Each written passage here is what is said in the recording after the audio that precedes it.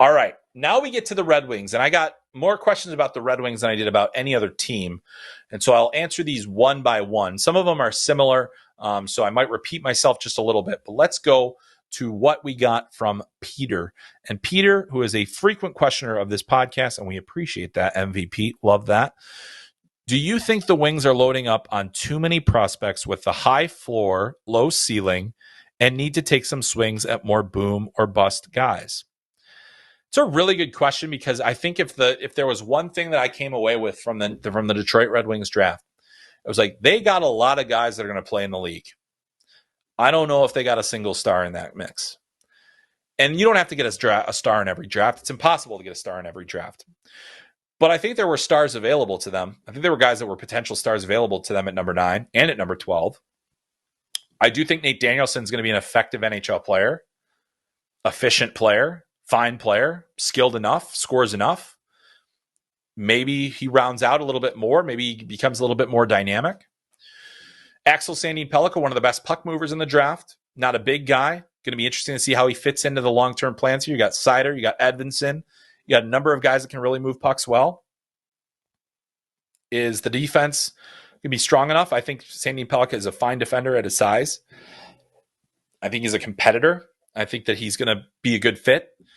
But, you start looking down Detroit's board, and, one of the picks that was brought up to me that was among the most puzzling among scouts, this is among scouts, was the fact that, they picked Brady Cleveland in the second round.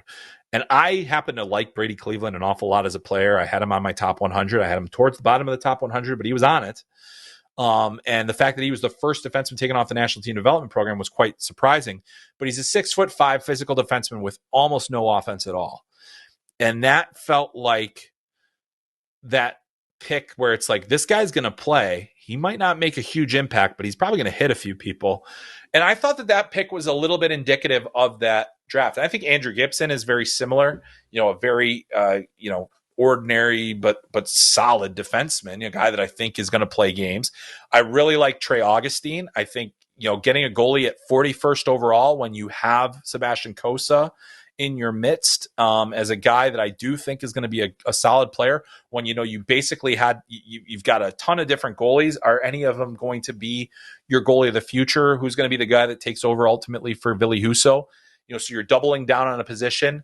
They actually drafted another goalie later.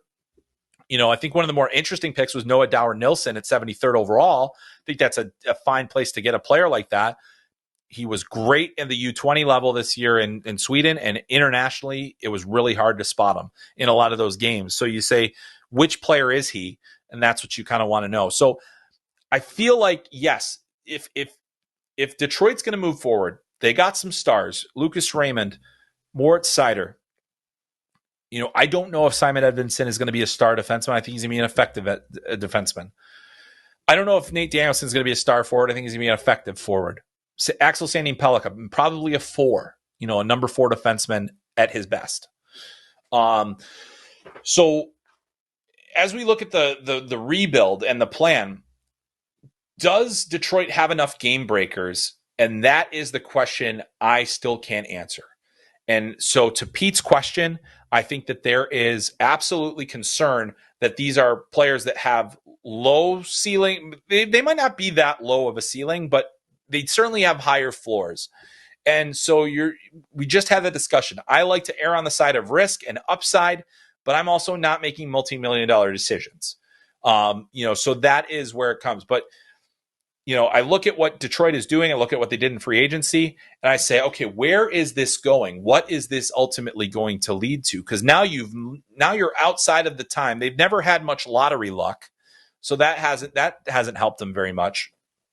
But you haven't been able to pick super high. They hit on their guys that they got with Seider and Raymond, but you need more than that. Dylan Larkin, how long is he going to be able to carry the mantle as a number 1 center in the league?